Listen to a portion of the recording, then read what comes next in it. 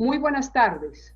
Hoy continuamos con el ciclo de capacitaciones sobre las tecnologías de la información y la comunicación desarrollado conjuntamente con el Centro de Documentación Judicial, la Unidad de Informática de la Dirección Ejecutiva y la Escuela Judicial del Consejo Superior de la Judicatura, con el propósito de fortalecer la gestión judicial y administrativa de los despachos judiciales. Hoy desarrollaremos el 11º taller denominado Evidencia Digital, para lo cual hemos invitado al doctor Freddy Bautista García, criminalista, experto en evidencia digital, consultor externo de la Escuela Judicial, quien explicará la normatividad nacional e internacional que regula la evidencia digital, sus características técnicas, así como el régimen de recolección, preservación y análisis aplicables en la materia. El doctor Bautista es autor de 3 materiales académicos producidos por la Escuela Judicial relacionados con el tema de evidencia digital, que respectivamente desarrollarán 3 asuntos: aspectos generales, procedimientos técnicos y ámbito internacional. Estos documentos de consulta serán publicados en nuestra página web institucional como material de apoyo en la gestión judicial. Finalizada la exposición, nuestro facilitador responderá algunas de las preguntas hechas en el chat de participación. También podrán formular inquietudes técnicas sobre la inscripción y evaluación de la actividad, que serán atendidos por ingenieros de nuestra escuela judicial. Asimismo, se habilitarán 2 códigos QR para el registro de asistencia y la evaluación de este curso, que aparecerán al finalizar la capacitación en pantalla. Bienvenido, doctor Freddy Bautista. Buenas tardes a todos. Un saludo muy especial de agradecimiento al Consejo Superior de la Judicatura, a la Escuela Judicial Rodrigo Lara Bonilla, particularmente a la doctora Marilucero Novoa, y a todos el personal y el staff administrativo y académico de la escuela por permitirme compartir en este escenario con todos ustedes este trabajo que corresponde a una iniciativa de la gestión precisamente de la escuela, quien ha considerado que la evidencia digital, la prueba electrónica en Colombia claramente es un tema de un interés significativo y muy importante para que todos los operadores de justicia, los funcionarios de la rama judicial y todos quienes nos acompañan el día de hoy puedan, a partir de la presentación de los instrumentos que hemos elaborado, que han sido estas guías de autoaprendizaje dirigido y que están orientadas precisamente a enfrentar la temática o abordar la temática de la evidencia digital, sirvan de consulta para ustedes y nos permitan responder a ese amplio desafío que tenemos nosotros actualmente y que se ha originado precisamente por la utilización cada vez mayor de diferentes medios de tipo de carácter digital. Estos medios, ustedes saben, propios de la era de la digitalización y propios de los momentos actuales que estamos nosotros viviendo. Yo voy a empezar acá, voy a compartirles pantalla en este momento para empezar a abordar el material que hemos querido nosotros preparar para ustedes y que nos va a permitir empezar a abordar esta temática de manera particular. Entonces, el tema que hemos preparado claramente conlleva, como bien lo decía la doctora Marilucero, unos aspectos de tipo introductorio, todo un contexto normativo, cómo estamos nosotros en materia internacional respecto a la evidencia digital, cómo ha sido abordada esta evidencia digital en el ordenamiento del Código General Procesal colombiano, igualmente esas actuaciones que se suceden en el ámbito del procedimiento penal en torno a la evidencia digital, aquellas características de tipo técnico, cuáles son las condiciones de valoración para la validez probatoria de la evidencia digital y los procedimientos que conllevan propiamente el tratamiento de esta evidencia. Todos sabemos, y aquí quiero empezar ya con la temática de lleno para aprovechar esta ventana de tiempo tan importante para todos, contarles qué está sucediendo y qué ha pasado, y quise tomarlo porque resulta muy llamativo y bastante al lugar conocer, por ejemplo, que las cifras que ustedes están viendo en la parte izquierda de su pantalla corresponden claramente al número de denuncias que se han instaurado ante la Fiscalía General de la Nación y han sido procesos que se han abierto en la Fiscalía General de la Nación por delincuencia, por delitos que llamamos nosotros tradicionales o comunes. La situación propia de la coyuntura del aislamiento social, de la cuarentena y de todos estos fenómenos que hemos vivido desde la última semana de febrero, los primeros semana de marzo, cuando se detecta los primeros casos de COVID en el país, pues han llevado a que se invierta un poco la situación frente al tema de aspectos propios de la realidad delictiva en Colombia, para citar solo un ejemplo. Y las cifras señalan una disminución del 16.28%.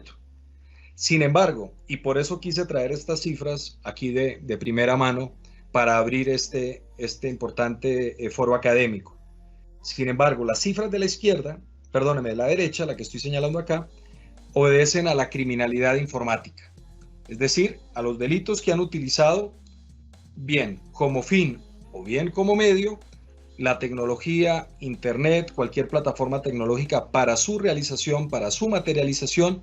y señala la estadística un incremento del 45.12% respecto al año anterior.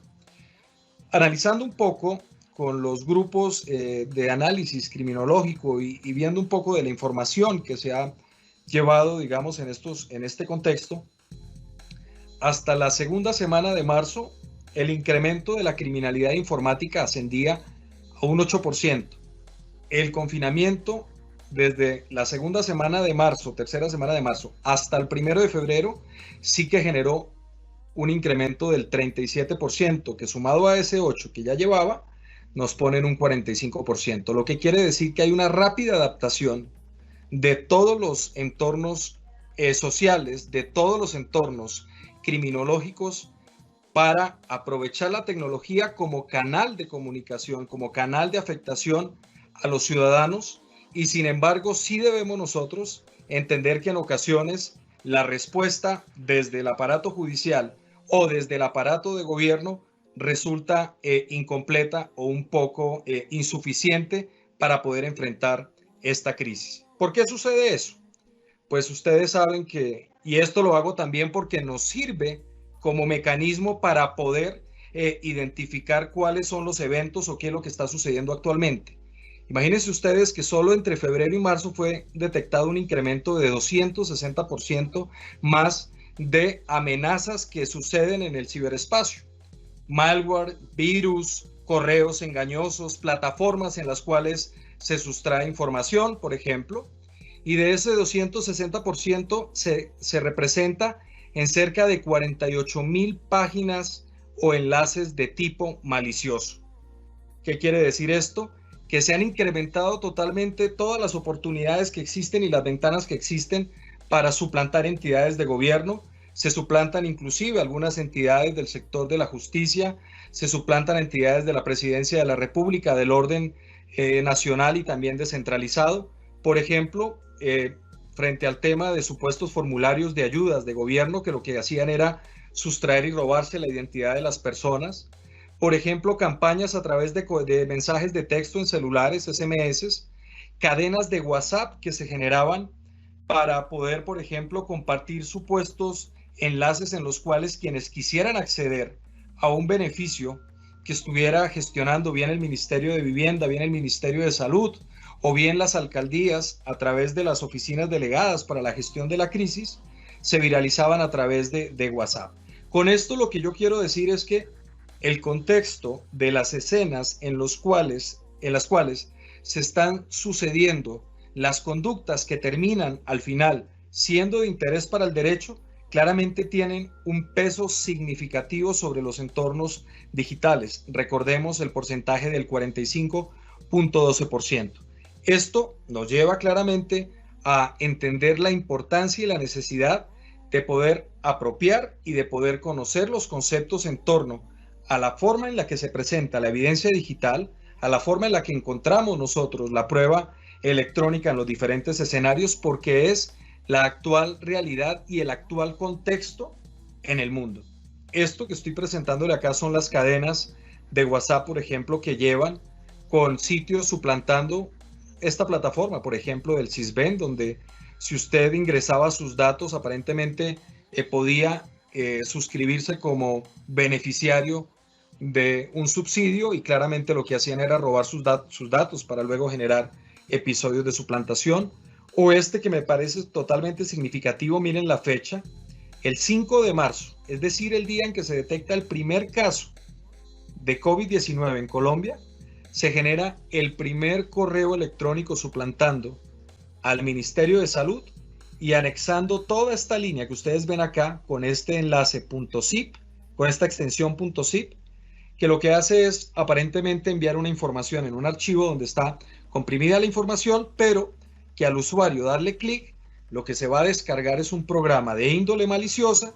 un programa que o bien le va a infectar su sistema operativo, su computadora, le va a sustraer sus credenciales para que luego se autentiquen o ingresen a otro servicio de correo electrónico, una cuenta empresarial, o bien pueden, ¿por qué no?, cifrarle la información de su computadora y generarle lo que se conoce en la actualidad como un secuestro virtual o un secuestro de información. ¿Por qué enfaticé en la fecha?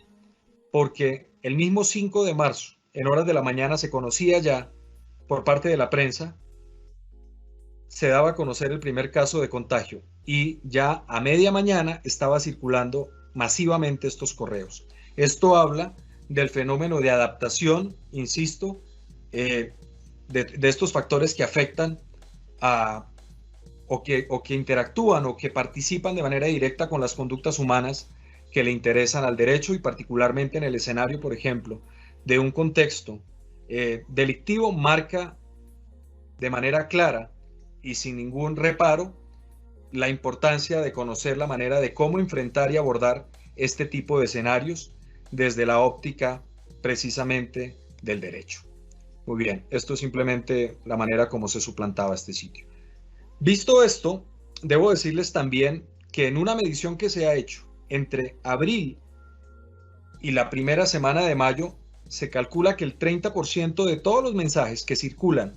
en redes sociales, que circulan en Twitter, han sido generados por bots, por robots, programados a través de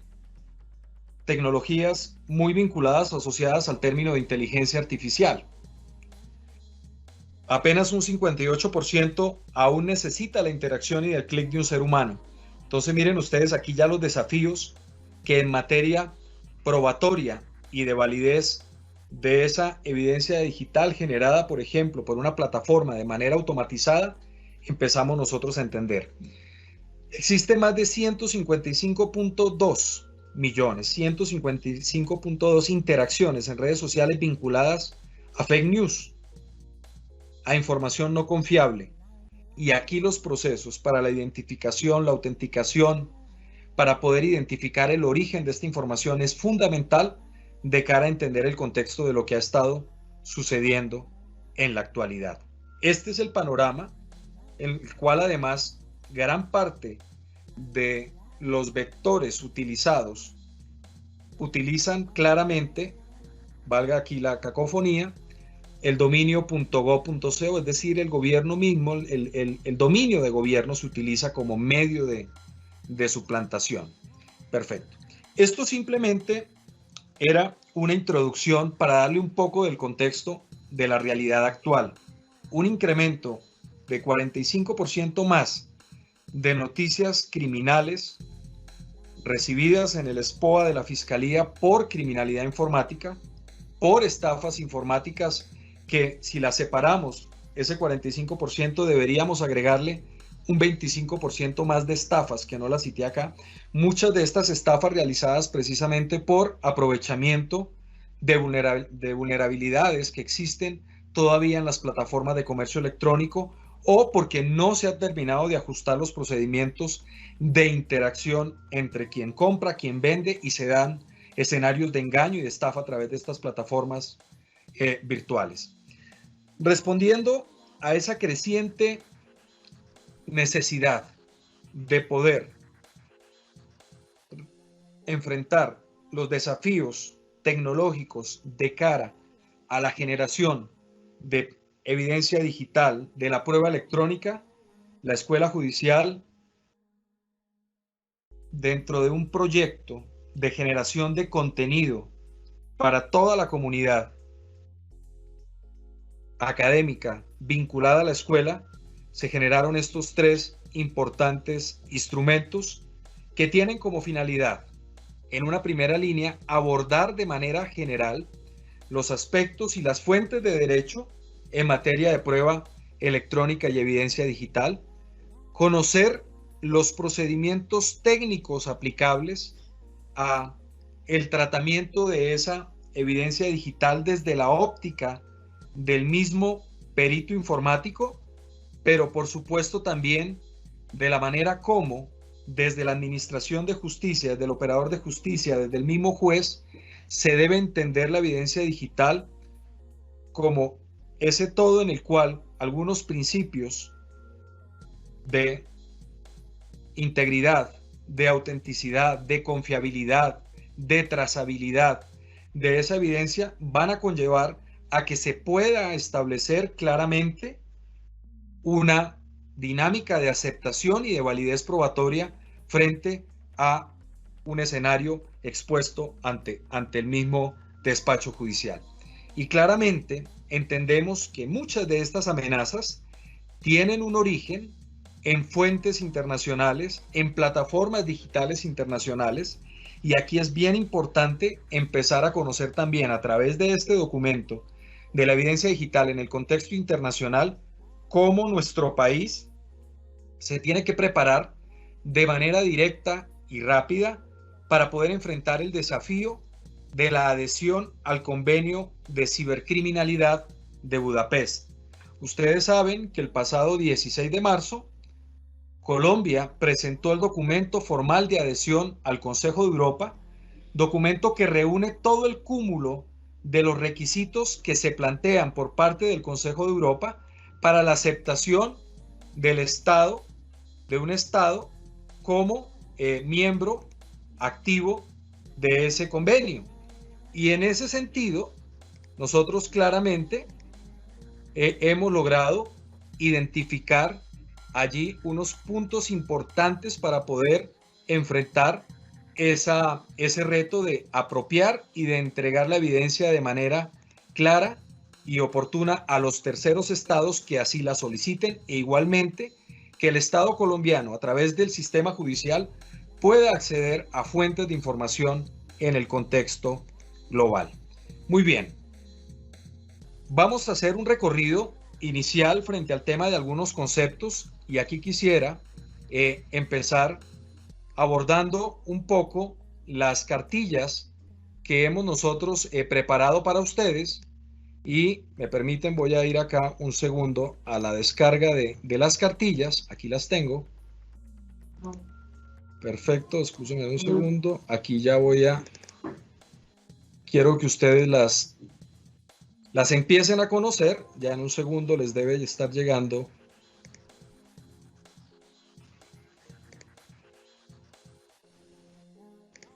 permítanme acá un segundo. Aquí ya está. Perfecto. Entonces, cuando hablamos nosotros, y así lo organizábamos la información, de poder entender cuáles eran esas fuentes del derecho vinculadas a la evidencia digital, hicimos todo un ejercicio de la mano también del mismo consejo académico, de los mismos asesores de la escuela, en materia de evidencia digital y en materia de justicia electrónica, y empezamos a desarrollar ya todo un cúmulo de información que sin duda se van a convertir en este momento justamente en el cual necesitamos de la virtualidad, necesitamos de los instrumentos de acceso remoto, de acceso virtual, que permitan entender también la posibilidad de adelantar una serie de tareas de manera virtual en un instrumento de ayuda singular. Empezamos con unas definiciones básicas en torno, por ejemplo, a la evidencia digital. Y aquí, si le diéramos un orden a la secuencia de lo que he querido compartirles el día de hoy, ya entenderíamos, por ejemplo, la evidencia digital como ese conjunto de mensajes de datos, claramente de carácter electrónico, que tienen una vocación a reconocerse como plena prueba de un hecho, un acto, o un contrato que se haya suscrito en entornos digitales, ¿verdad? A diferencia de esa evidencia de carácter físico, pues aquí está compuesta en un lenguaje de tipo lógico o de tipo binario que nos presenta a nosotros o que nos representa una unidad de información. Entonces, en este trabajo que hemos nosotros realizado, quisiera entrar ya en materia para mostrarles a ustedes, acá de manera directa, cómo nosotros, a través de este procedimiento de manejo de información y de las fuentes, puedo entregarles ya unos principios rectores, por ejemplo, de la evidencia digital. Aquí destaco también la colaboración que hemos citado dentro de muchos miembros de la rama judicial que nos han antecedido claramente en el liderazgo para la apropiación de este conocimiento, y hemos tomado como consulta muchos de sus documentos. Pero, por ejemplo, acá podríamos entrar ya a hablar de unos principios rectores de la evidencia digital y de la prueba electrónica en Colombia, basados en la universalidad, basados en la máxima divulgación, en la adaptabilidad del procedimiento a las exigencias de la misma causa, a temas de funcionalidad, de economía procesal. Me voy a permitir llegar hasta el punto 9 cuando hablamos de la equivalencia funcional, tan claramente descrita por nuestra ley 527 desde el año 99, y cuando hablaba de ese paralelo y de esa equivalencia y equilibrio que podría existir entre la valoración de un documento en soporte habitual, en soporte de papel, versus aquel documento que nosotros empezábamos ya a conocer en materia de carácter de tipo electrónico digital. La misma confiabilidad que tiene que ver con todos los procedimientos que se deben agotar para poder aceptar ese documento, pues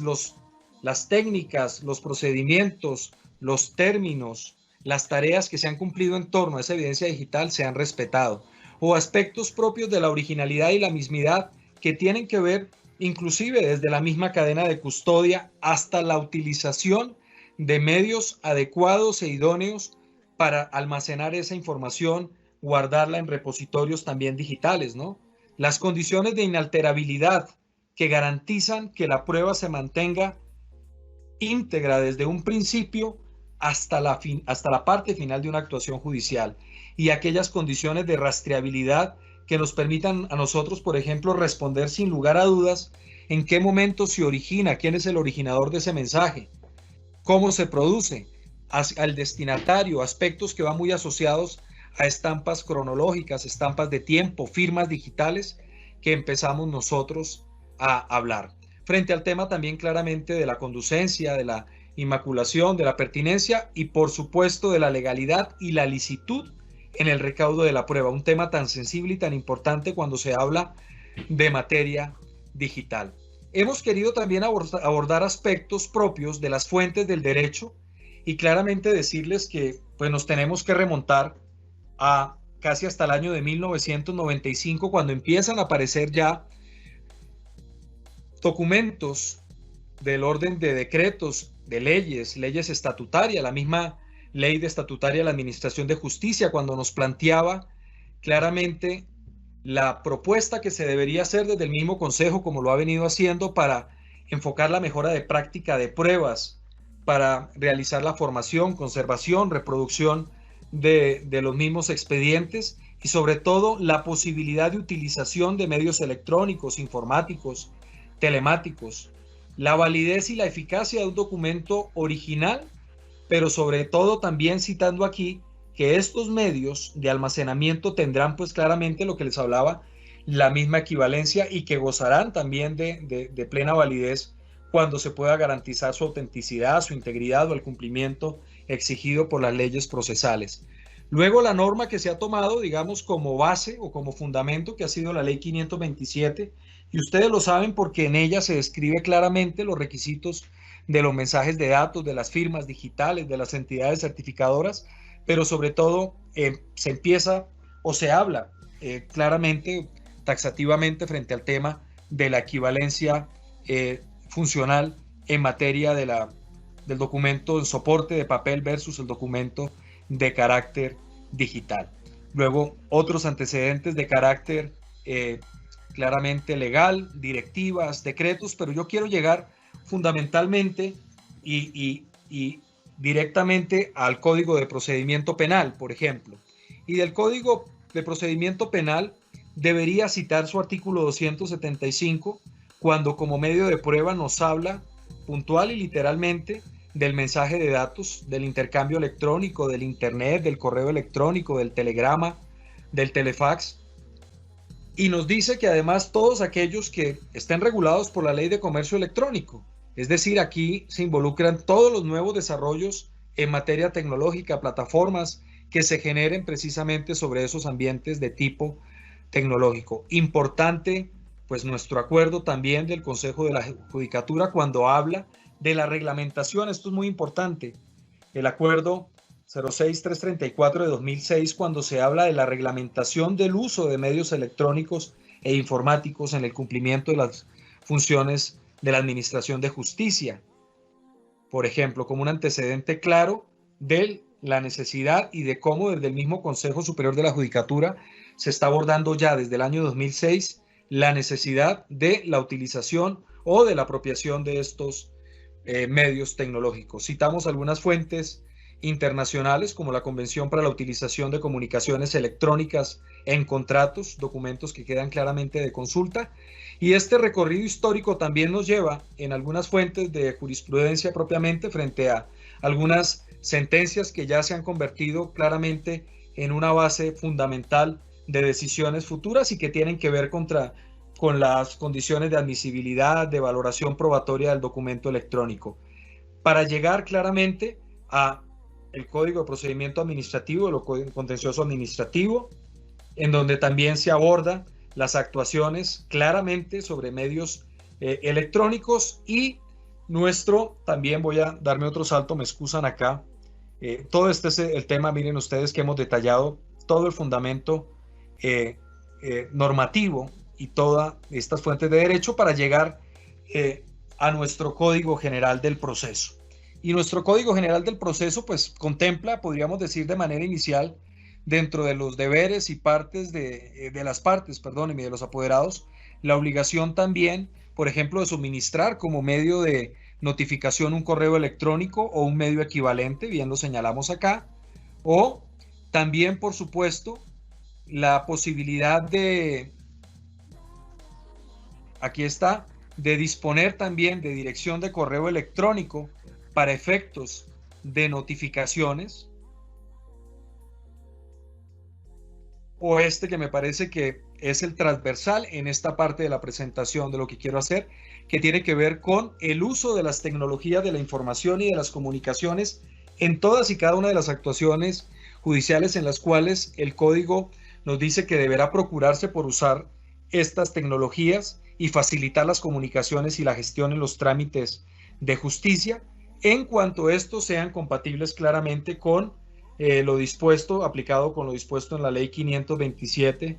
del año 99. Finalmente también, pues, se establecen la posibilidad de grabación, miren esto tan importante ahora que tenemos la virtualidad o que disponemos de medios y de plataformas como Cícero, por ejemplo, en donde se puede generar la grabación en medios de audiovisuales, pero también claramente poder generar la grabación y la reproducción futura de toda actuación judicial que se realice en estas audiencias,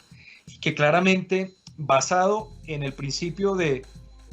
la manera como se graba y fortaleciendo la autenticidad, me refiero, podamos que esa grabación claramente se nos convierta a nosotros en un medio, en un elemento de prueba, en un medio, en una prueba de carácter electrónico, por supuesto. Igualmente en el tema de las comunicaciones, que ya lo traíamos, y quiero saltarme finalmente al artículo 247 de nuestro Código General del Proceso, que también señala que serán valorados como mensajes de datos los documentos que se aporten en este formato, grabados, enviados o recibidos. Nosotros sabemos que en el día a día se siguen utilizando dispositivos como discos ópticos, CDs, DVDs, memorias USBs, claramente, pero también dada la virtualidad podrían utilizarse otros mecanismos virtuales de telepresencia como ya se vienen utilizando y no quedaría o no se podría dar tacha de dudas si se utilizan los canales debidos, asegurados a través de, digamos, los diferentes mecanismos de autenticación de los intervinientes, frente al tema de la identificación de las partes, frente al tema de las notificaciones de carácter judicial y sobre todo frente al tema de la protección de la seguridad, que aquí juega un papel relevante en aras de garantizar la integridad de esa evidencia. Igualmente, algo de lo que también nosotros nos planteamos es cómo, frente a cada desafío que tenemos nosotros, por ejemplo, frente al tema del pantallazo, que esa es una de las dudas habituales y que uno lo ve a diario, finalmente si se acepta, si no se acepta. Entonces aquí lo que nosotros tenemos claramente es remitirlos a ustedes a la fuente del derecho y a cómo resolver este tipo de situaciones en las cuales claramente tenemos nosotros que entrar a aplicar todos los requisitos propios de la equivalencia funcional y los requisitos de la misma validez para la aceptación probatoria de un documento digital. Entonces, este primer instrumento lo que les entrega es escenarios puntuales y prácticos para poder disponer claramente de esa información. Entonces, por ejemplo, planteemos este escenario. Dice conservación del mensaje de datos. Entonces, ¿qué se sucede en la práctica? Cuando se presenta un mensaje de datos, no se repara, por ejemplo, en establecer una delimitación en cuanto a su interpretación para determinar si debe considerarse o no como prueba. Pero como nos toca cumplir con los requisitos, nosotros debemos garantizar que esa disponibilidad se garantice para posterior consulta. Y esto lo hacemos a través de medios en los cuales se pueda conservar el formato original. Para eso existe una imagen forense. Ese tema lo vamos a abordar ahora, que permita demostrar la reproducción exacta, que se acompañe, por ejemplo, con datos de origen, destino, fecha, y esto se utiliza a través de mecanismos de estampado cronológico, de asignación de valores hash, de procedimientos hash, que también explicamos nosotros en el desarrollo del contexto de este material gráfico y de este material de consulta para ustedes. Temas relativos propios a la presunción del origen de un mensaje de datos, a la concordancia del mensaje de datos enviado versus el recibido, y aquí claramente nosotros, digamos, podemos establecer unas condiciones mínimas para poder identificar efectivamente la integridad de esa comunicación. Yo voy a pasar ya de esta parte en la cual generamos estos escenarios de tipo práctico para empezar a ustedes también decirles que tenemos efectivamente unas fuentes de derecho, en el derecho colombiano, en donde se aborda claramente la prueba digital y la prueba electrónica, y están descritas en el articulado que está disponible en este material de la escuela. Y me voy a detener acá porque ustedes me han escuchado que tenemos que garantizar la confiabilidad, la rastreabilidad, la inmutabilidad de ese material, la integralidad de ese material. ¿Y eso cómo se hace? Pues se tiene que hacer cumpliendo estos principios precisamente forenses o principios de la forencia digital, y que tiene que ver, por ejemplo, con aspectos propios de la confidencialidad. Y es que todo el procedimiento que se realice y que conlleve al aseguramiento del material probatorio debe ser únicamente accedido o con posibilidad de que se acceda única y exclusivamente por las personas que están autorizadas a manipular, a acceder o a divulgar esa información. Aquí nosotros no podemos permitir que un rompimiento de una cadena de custodia o que una generación de copias no controladas de ese material caigan en manos de terceros, se divulguen en fuentes no las oficiales o no las necesariamente legales para divulgarlas, y esto entorpezca o afecte claramente el compromiso de la actuación judicial. O por el contrario, si estando este material ya bajo el control o bajo la custodia, digamos, dentro del proceso judicial, pues se generen esos procesos que afectan la confidencialidad, dado el panorama de amenazas externas que, por ejemplo, expuse en los primeros minutos de mi charla. Frente al tema de la disponibilidad, también se debe garantizar que el mensaje de datos se encuentre presente dentro de toda la actuación judicial. Aquí nosotros no podemos permitirnos una pérdida, un borrado de información, por una caída de un servicio, por un daño eléctrico, por inclusive un daño de tipo físico, porque claramente el principio de la disponibilidad pues no se va a cumplir. El principio de la integridad, que tiene que ver directamente con la obligación que se tiene en una actuación judicial de poder garantizar que el mensaje de datos que se ha obtenido de la primera fuente de esta información, del sitio donde se origina ese mensaje de datos, del originador, no se ha modificado, no se ha cambiado, no se ha alterado en todo el transcurso de las actuaciones. No se ha dado pie para que se genere la más mínima duda frente al tema de la condición de que sea inmaculable este documento, es decir, que no se le ha alterado, no se le ha adicionado.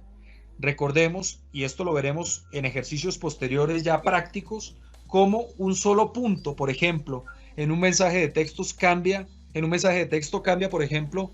totalmente, no en uno, sino en los 32 caracteres, el algoritmo MD5, o cambia no uno, sino los 40 caracteres del algoritmo SHA-1, si se llega, por ejemplo, inclusive solo a generar una modificación en una barra espaciadora. Es decir, tenemos un documento en un soporte electrónico y le adicionamos únicamente la barra espaciadora, algo que es imperceptible para un ojo humano normal. Por eso existen los mecanismos de autenticación. Con solo adicionarle ese espacio, ese valor hash se modifica totalmente y cambia totalmente la integridad del documento. Y claramente, pues, afecta las condiciones o los requisitos para poder entender de manera íntegra la autenticidad, el origen de ese documento. Y finalmente, el tema del no repudio. Cuando hablo del no repudio, me refiero claramente a esa certeza de carácter jurídico que nos debe dar la voluntad de quien manipula, de quien identifica, recolecta o preserva una evidencia digital, una prueba electrónica en una actuación. ¿Qué quiere decir esto? Quien preserva o recolecta una evidencia digital no puede negar una actuación sobre esa evidencia digital porque ya afecta el no repudio. Es decir, si hay una modificación, un cambio, por ejemplo, en una fecha posterior de la recolección, me refiero, por ejemplo, una fotografía que es tomada el 2 de mayo del año 2017, pero sus metadatos dan cuenta, por ejemplo, de una edición de esa fotografía el 10 de mayo del 2017, y quien la ha presentado no señala, no identifica o no establece qué pudo haber ocurrido, el principio del no repudio pues no se cumple, porque claramente lo que pudo haber sucedido es una alteración del documento original. Son aspectos que se deben tener en cuenta frente al tema de la labor de la forencia digital o del experto digital en la valoración de esta evidencia. Hay unos principios que son reconocidos por la comunidad internacional y que tienen que ver, por ejemplo, sobre el cómo recolectar, y aquí nuevamente se insiste en que no se debe cambiar por ningún motivo la evidencia desde su estado original. Sobre el acceso a ese material debe ser una persona que acredite su carácter de idóneo y de que el tratamiento que ha hecho sobre esa evidencia sea profesional, claramente. Sobre la recolección, el acceso, pues debe documentarse plenamente la forma como ésta ha sido preservada y cómo se va a garantizar que está disponible para su revisión futura. Sobre el tema de la responsabilidad, que tiene que ver con claramente el deber de cuidado, el deber de manejo, de almacenamiento de la evidencia digital mientras esté bajo custodia o responsabilidad, y el mismo Estado frente al tema del tratamiento, al acceso, almacenamiento, transferencia de esa evidencia digital. Yo quiero pasar ya en esta parte, bueno, aquí ya viene unos principios y unos estándares de tipo internacional. Esto viene bien importante porque una de las preguntas es qué es y qué no es evidencia digital en el contexto actual. Yo tengo que decirles que este problema viene siendo resuelto ya por la comunidad científica años atrás, cuando a través del estándar australiano HB 171 del 2003, que nos da unas líneas de guía para el almacenamiento de la evidencia digital o evidencia IT, nos da 3 categorías. La primera nos dice, son todos aquellos registros que se almacenan en un equipo tecnológico. Para el ejemplo, yo les expongo claramente archivos de ofimática, Word, Excel, Outlook, un correo electrónico, por ejemplo, un PowerPoint, un mensaje de datos que se almacene dentro del equipo. La segunda categoría tiene que ver con los archivos que se generan por equipos tecnológicos. Por ejemplo, los registros de una auditoría, entonces los registros de un log, de una transacción o un registro de eventos. En la parte práctica, ¿esto cómo sucede? Por ejemplo, un CCTV, un circuito cerrado de televisión,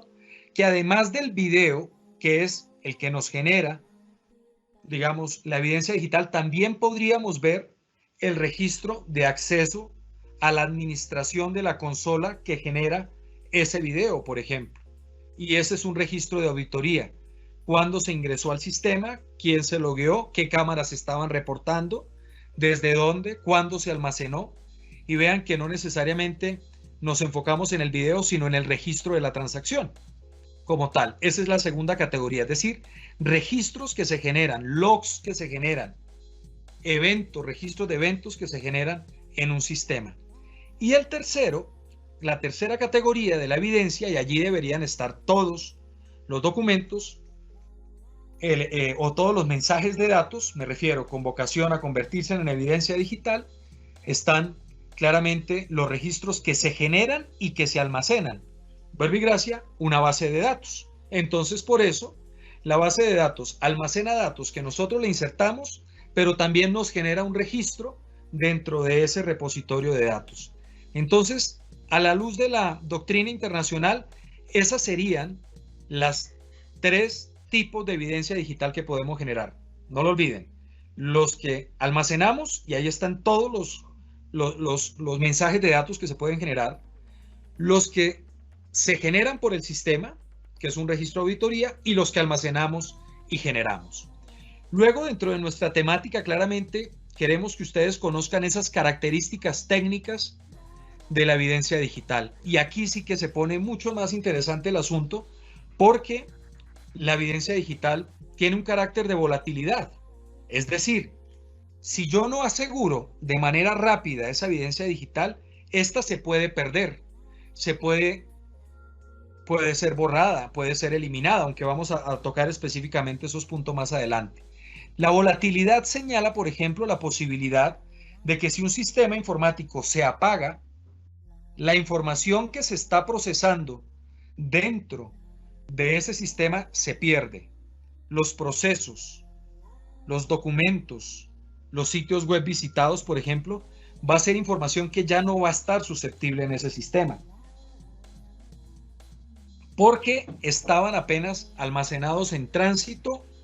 o procesados en tránsito en su memoria RAM, en la memoria RAM del equipo. Y eso conlleva a que esta evidencia se pierda si uno apaga el equipo. Entonces, por ello la importancia, por ejemplo, de que se pueda garantizar y asegurar. Hay un estándar que también, digamos, la doctrina nos lo ha planteado, es el estándar RFC 3227, es un Request for Comments, es un documento que está expuesto en la sitio web de la Organización Internacional de Fuerza de Trabajo de Ingeniería Electrónica en Internet, y este RFC 3227 no señala precisamente el orden de volatilidad, es decir, qué se puede perder o qué no se puede perder primero en un documento. La condición de eliminable, fácilmente cualquier persona puede, por acción voluntaria o involuntaria, ojo con esto también, es bien interesante, se puede perder por parte de quien accede, manipula o custodia una evidencia. Nosotros, por ejemplo, claramente almacenamos una información en un disco duro. En un disco duro, por ejemplo, de extraíble.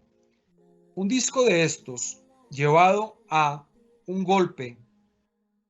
o a que reciba ondas electromagnéticas, por ejemplo, frente a un emisor de ondas electromagnéticas, una antena con mucha potencia, o, por ejemplo, inclusive efectos de Gauss, es decir, que se generen muchas emisiones electromagnéticas, un imán, se puede perder la evidencia, se puede alterar. Y si no se custodia, claramente eso nos puede conllevar a errores posteriormente o manipulaciones de esa evidencia. De ahí la necesidad de poder verificar claramente que se cumplan todos estos principios, todas estas características de tipo técnico. Algo bien interesante, la evidencia digital es duplicable. Nosotros veníamos acostumbrados a que una evidencia estaba en su medio original. Voy a citar un ejemplo puramente castizo, un arma blanca. Y el arma blanca era esa y ese era el original. Cuando empezamos a hablar de evidencia digital y prueba electrónica, ese mensaje de textos puede ser duplicado mediante un proceso de imagen forense. Y a través de la obtención de algoritmos, que esto es un valor matemático que se le asigna, debidamente probados, ese material, ese mensaje de datos puede ser duplicado o se puede generar una copia de ese material para labores forenses, por ejemplo, pero también para efectos de engañar o de manipulación. Es algo también a considerar en el tratamiento de la evidencia digital. La condición de anónima puede ser una cuenta de correo a nombre de una persona. Puede tener el nombre de una persona, me refiero. Puede ser un usuario a nombre de una persona, pero esto no nos señala a esta persona claramente como el autor de ese texto o de ese documento. Entonces, cuando yo me refiero al anonimato, todo lo que debemos hacer al momento de validar la autenticidad de esa evidencia digital y esa prueba electrónica es establecer ese vínculo, ese nexo causal directo entre el sujeto relacionado, ¿verdad?,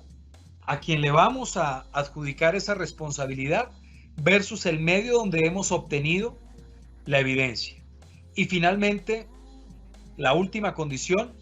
su carácter de alterabilidad y de modificabilidad. Es alterable y es modificable. Ya les dije por qué. Porque basta con una tecla, basta con un daño físico de un circuito, basta con una manipulación, un acceso remoto. Imagínense ustedes con un cibercriminal que acceda remotamente a un sistema donde se almacene una información sensible. Esta se puede alterar o modificar. De ahí la importancia de garantizar la confidencialidad. Recuerden cuando la vimos, que era esa oportunidad de que solo quien deba tener acceso lo tenga. Y dos, poder asignarle un valor único alfanumérico, nuestro valor hash. Estos son, en concreto, las cinco características técnicas de la evidencia. Recuerden ustedes, volátil, duplicable, alterable, modificable y eliminable. Me regreso a nuestro estándar o a nuestro documento Request for Comments 3227 para hablarles de las condiciones de tipo legal que debe tener la evidencia digital. Estas condiciones de tipo legal son 5. La primera, como lo dice este estándar y como lo recogen luego los manuales, y que en la práctica, la jurisprudencia que también señalamos nosotros en estos instrumentos de autoaprendizaje de la Escuela Judicial que están disponibles para ustedes, la jurisprudencia también, hemos hecho todo un estudio jurisprudencial en donde cada uno de estos aspectos se lleva al análisis y se plantea. Entonces, aquí nos dice, admisible, debe ajustarse claramente a las normas legales, ¿no? Claramente antes de ser presentada. Esto tiene que ver directamente con la obtención legal de esta evidencia. La posibilidad de vincular el material probatorio al incidente. Esto nos habla de la autenticidad, de cómo yo vinculo esa prueba, esa evidencia electrónica con los hechos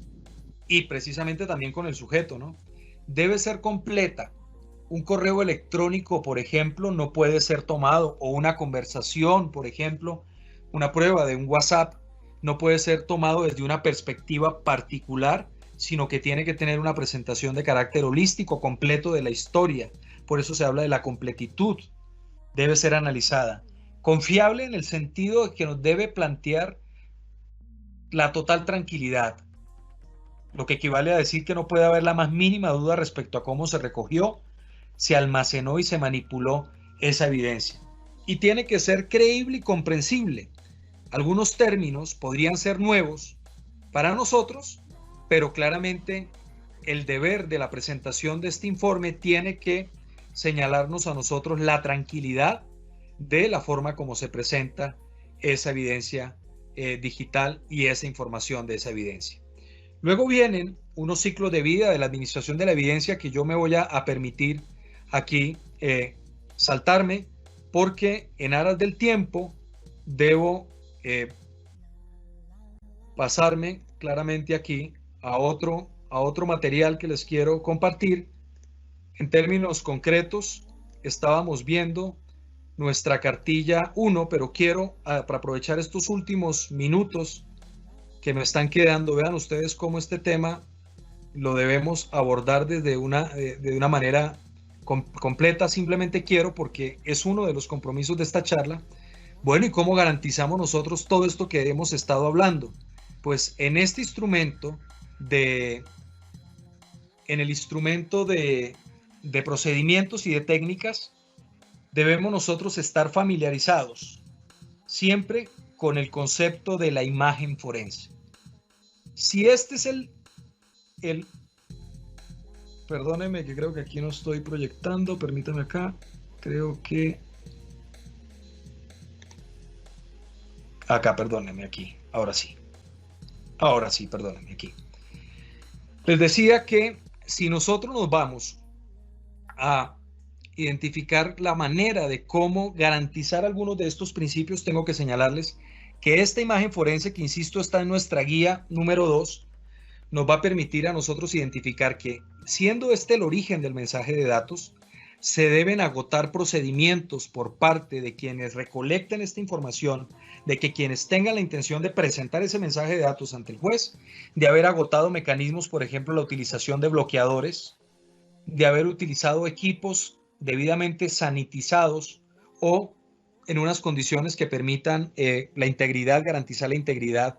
de la información y evitar las alteraciones, utilizar software de digitalización especializado y discos de destino totalmente limpios para poder llevar allí la información. Nosotros acá explicamos la manera cómo se realiza ese procedimiento de imagen y de cómo podemos nosotros, toda esa evidencia, recuerden ustedes que les hablaba del lenguaje binario, de cómo se observa un mensaje de datos y una prueba electrónica, y precisamente a partir de estos procedimientos de protección, acá que es lo que ustedes están viendo en esta imagen, garantizar que quien accede a esa evidencia no la va a manipular, no la va a alterar. Me escucharon hablar de valores hash. Claramente, este es un valor hash. Luego de que yo he hecho esa imagen forense, obtengo estos números, y estos números con la debida firma de la fecha, miren aquí está la fecha en la que la adquirí,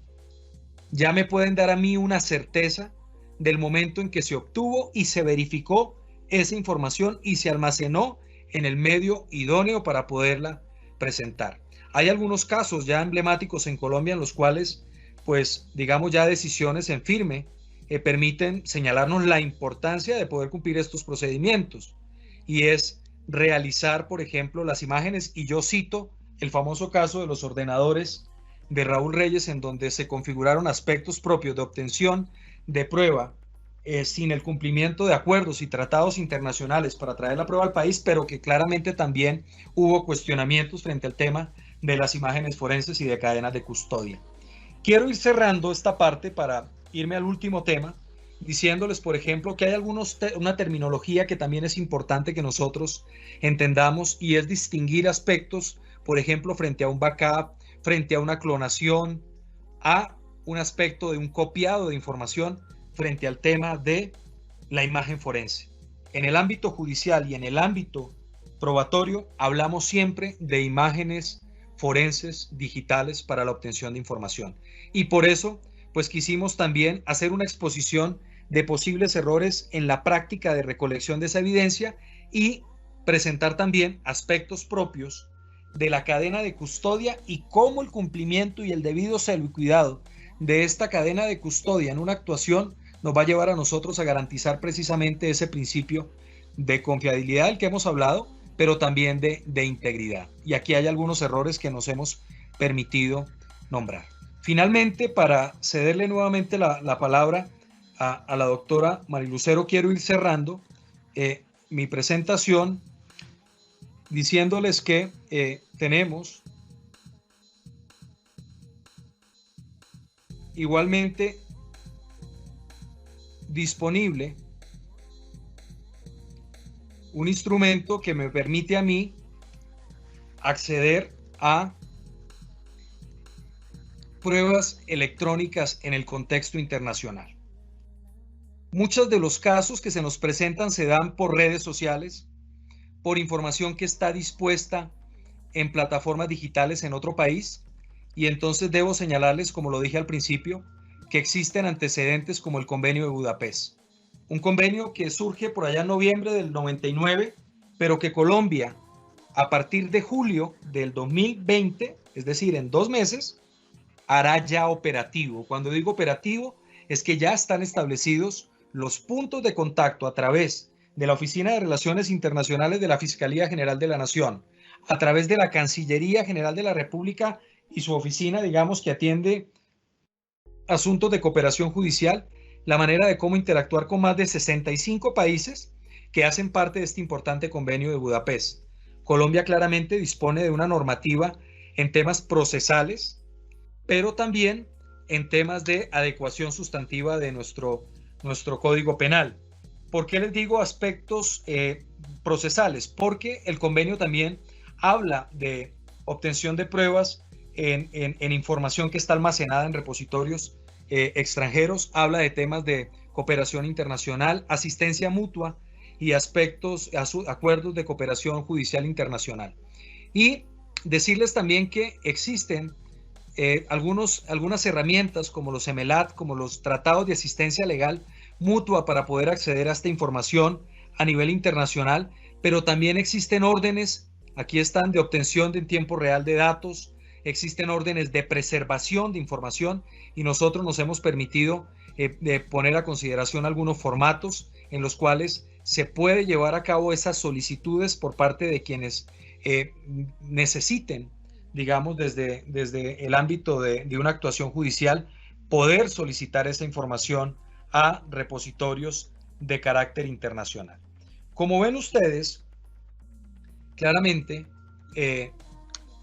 la evidencia digital pues está presente en todas las conductas y en todas las actuaciones del ser humano que sean de interés del derecho. La brecha digital la hemos venido disminuyendo nosotros en los últimos años, de tal manera que hasta el más pequeño corregimiento, hasta el más pequeño centro urbano en Colombia dispone de una conexión satelital a internet, de un teléfono celular o de una computadora a través de la cual se pueden suceder hechos que puedan interesar claramente al derecho colombiano. Por tanto, empezar a abordar de manera directa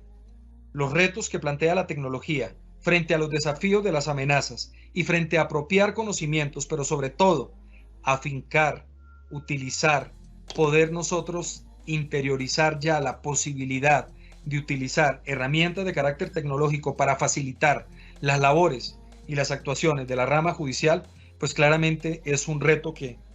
está a la orden del día, pero que el trabajo que viene adelantando la Escuela Judicial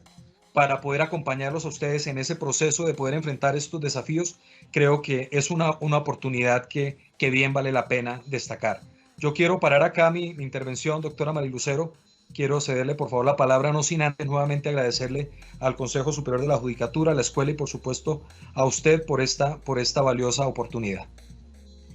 Muchas gracias, doctor Bautista, por su muy clara y oportuna explicación sobre toda esta temática de la evidencia digital.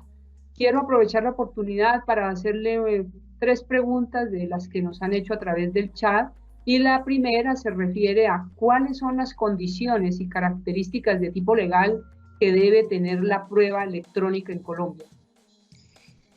Gracias, doctora María Lucero. Efectivamente, existen unas características de índole legal que apuntan básicamente a algunos aspectos a considerar. Primero, que tiene que ser recolectada conforme a las leyes que existen en Colombia, y algunos de los diferentes jurisdicciones o marcos o ámbitos legales del país bien la señalan. Por ejemplo, debe ser, si esta llegase, por ejemplo, a impactar derechos o garantías fundamentales, ser sometida previamente a controles de legalidad, como es en el caso de la jurisdicción penal, por ejemplo, para la obtención de información que afecta la intimidad de las personas y que puede llegar también a incidir en aspectos propios de privacidad, porque claramente los correos electrónicos o la información almacenada en un computador pues tiene que ver claramente con ellos. Otra de las condiciones de tipo legal que nosotros debemos, digamos, atender tienen que ver precisamente con la posibilidad y con la vocación de poder vincular esa evidencia hacia el hecho que se está investigando y al sujeto al que se le va a predicar la responsabilidad. La completitud es algo también bien importante. Algo que hemos encontrado nosotros que se puede presentar es muchos mensajes de datos que se pueden alterar, que se pueden modificar o que son tomados de una manera individual y particular y no dentro de una visión completa, y eso puede generar una interpretación o una equivocación en la valoración. Y por supuesto, todas estas actuaciones tienen que cumplir esos principios iniciales que vimos como en ese camino de principios que planteamos bien al inicio de la charla, doctora María Lucero. Otra de las preguntas más recurrentes se refiere a cuáles son los medios principales para autenticar una evidencia digital y poder garantizar su integridad. Gracias, doctora. Desde la ley 527 se empezó a hablar de las entidades de certificación. Yo aquí quiero llamar un poco la atención porque claramente existen ya mecanismos que permiten aplicar varios niveles de autenticación. Desde la misma firma digital, por ejemplo, de un documento. Eso es bien importante, entender el contexto de la firma digital como ese mecanismo de poder identificar el iniciador de un mensaje de datos es fundamental. Desde el mismo procedimiento de estampa cronológica, el timestamp que permite asignarle, por ejemplo, a esa evidencia o al mensaje de datos una firma en lo que respecta a la fecha, la hora legal colombiana, el momento en el que se emite esa comunicación, porque claro, puede ser un mensaje que su contenido sea el que se pretende probar que es, pero que fue generado en un momento distinto en el que se está también haciendo o pretendiendo probar. Y una tercera, sumada al hash, perdóneme, sumada a la firma, sumada a la estampa, es claramente el hash, el valor hash, que no es más que un algoritmo matemático, un procedimiento matemático que permite asignarle a todos los datos que están contenidos en ese mensaje un valor alfanumérico que termina siendo inmodificable. Luego ya vendrán, y aquí quiero también llamar la atención a la comunidad académica, vendrán mecanismos de autenticación basados en blockchain. Y de hecho ya hay inquietudes desde la academia de empezar a demostrar cómo el blockchain se puede convertir en un mecanismo de protección y de aseguramiento de plataformas digitales judiciales para garantizar la inmutabilidad, la inmodificabilidad de la información que se encuentra allá almacenada y, por supuesto, en actuaciones, garantizar que no se modifican las evidencias. Entonces, blockchain aplicado a la integridad de la evidencia digital y la prueba electrónica. Última pregunta, doctor Bautista. ¿Cuáles son los instrumentos judiciales internacionales para la cooperación judicial en materia de evidencia digital? Gracias. Justamente cerrábamos con ese tema. Yo aquí quiero también llamar un poco la atención a todos y decirles que efectivamente luego de un ejercicio juicioso de la Corte Constitucional el año pasado, cuando revisó la conveniencia y claramente efectivamente que se dieran todos los requisitos de tipo constitucional, porque intercambio de pruebas, traer y obtener y suministrar pruebas electrónicas pues puede claramente comprometer y afectar garantías y derechos fundamentales. Luego de ese ejercicio y de ese estudio de la Corte Constitucional, pero además del trabajo de la Cancillería y de expertos del sector judicial colombiano, pues claramente se pudo hacer parte del Convenio de Budapest. Hacemos parte ya de 65 países, Solo 5 países en Latinoamérica lo han suscrito: México, República Dominicana, Argentina, Perú y Costa Rica. Nosotros, como miembros del Convenio de Budapest, tenemos acceso a pruebas o mejor, a solicitar el acceso a evidencias digitales, a evidencias de carácter electrónico ante muchas plataformas vía judicial a través de los agregados y de los puntos de contacto. Luego, cuando hablaba de la volatilidad, del principio de la volatilidad como uno de los principios técnicos de la evidencia, también tengo que decirles que entre más rápido se pida o se preserve una información, es más posible de que podamos nosotros luego tener fuentes para traer y obtener evidencia digital. Entonces, las órdenes de preservación es otro instrumento, las cartas de asistencia legal mutua con tratados que existan con países, pero por supuesto, claramente el mecanismo en este momento idóneo en materia de evidencia digital es el Convenio de Budapest, el Convenio de Cibercriminalidad. Muchas gracias, doctor Freddy Bautista García, por su muy clara disertación acerca de este tema tan importante, no solo para la comunidad judicial, sino para todos los actores que articulan el sector justicia. También a las personas que se han conectado a esta actividad, que me informan, van 2.296 personas. Muchísimas gracias por su interés en esta capacitación y los invitamos para el próximo día, viernes 15 de mayo a las 3 de la tarde, al taller sobre el uso del aplicativo Sigobios, dando continuidad al 12º taller del ciclo de capacitaciones en las tecnologías de la información y la comunicación que hemos venido desarrollando en conjunto con la unidad de documentación judicial y con la unidad de informática de la Dirección Ejecutiva Judicial. Por supuesto, un saludo para todos ustedes de parte de la presidenta del Consejo Superior de la Judicatura, la doctora Diana Alexandra Remolina Botilla, y también de la coordinadora de la Escuela Judicial, la magistrada Gloria Estela López Jaramillo, así como de los demás magistrados que la integran. A continuación, en su pantalla aparecerán los códigos QR para que ustedes puedan diligenciar el registro de la asistencia, y también agradecemos que hagan la evaluación de este taller de capacitación realizado en el día de hoy. Agradecida también no solo con los participantes, con nuestro expositor, sino también con el grupo de apoyo de la Escuela Judicial Rodrigo Lara Bonilla. Una feliz tarde para todos ustedes.